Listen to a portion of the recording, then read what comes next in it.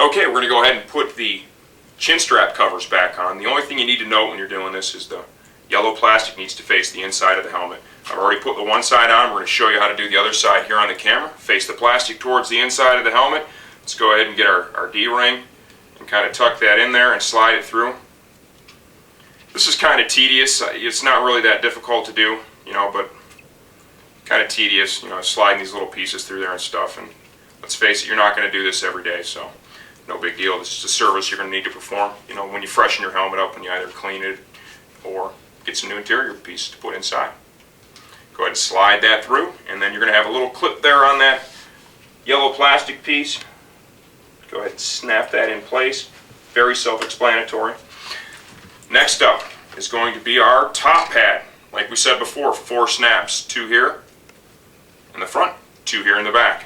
Simple to do. I like to work from the front to the back when I do that. Go ahead and slide the top pad in place. Lock it in. One thing Arai's always done, great engagement from the snaps. These liners do not just come loose.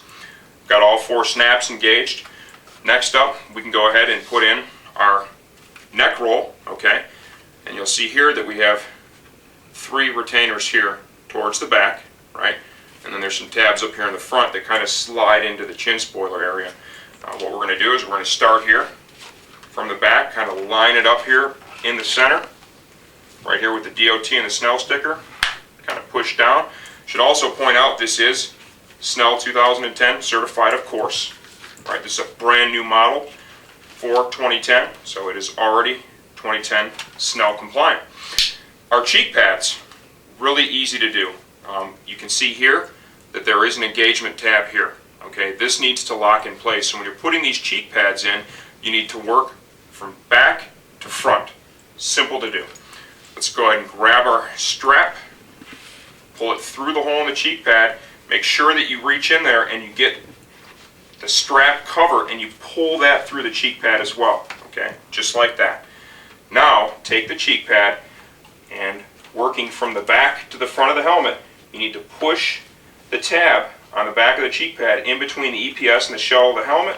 Once you've done that, push it in at the front. You can hear it lock in. I'd also like to point out that you've got to keep your helmet safety, your cheek pad safety release strap in this position here. You don't want it to get tucked in between the neck roll and the shell of the helmet, because then if in fact it needs to be used, they won't be able to find it.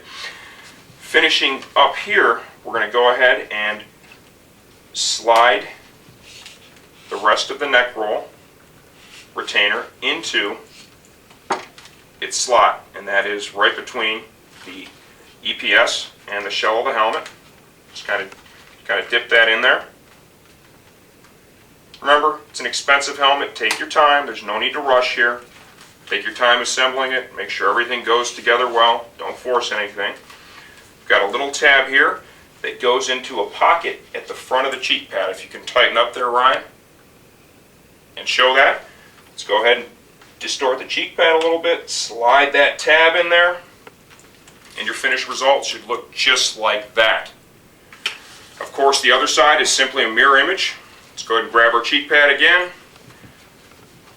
Let's slide the helmet strap through. Be sure to get a hold of the strap cover. All right, pull that through. Working from back to front, I'm going to dip that in there between the EPS and the helmet shell. Push the forwardmost part of the cheek pad in place. You can hear the snap engage. Once again, be cognizant of the position of our helmet safety release cheek pad strap right there. And let's go ahead and get our neck roll retainer in place up here in the chin spoiler area. Dip that in, lightly push in. Let's go ahead and double check our cheek pad release. Final tab up here in the front. And there is our finished product. One thing I did not point out yet is this does have the chin spoiler that can be brought down or put back up. Helps to calm and quiet the air in that area. Works to keep it even quieter when you're riding, reducing road noise. Last thing, of course, is going to be our shield. Show you how to do that again. Maybe we should get a little tighter here, Ryan. this is, you just go ahead and literally slide that back in there, put a little pressure on it. You can feel it dip right in. Easy to do. Mirror image on the other side, of course. Feel it dip right in. Then I like to kind of grab it at the front while pushing back. Push down.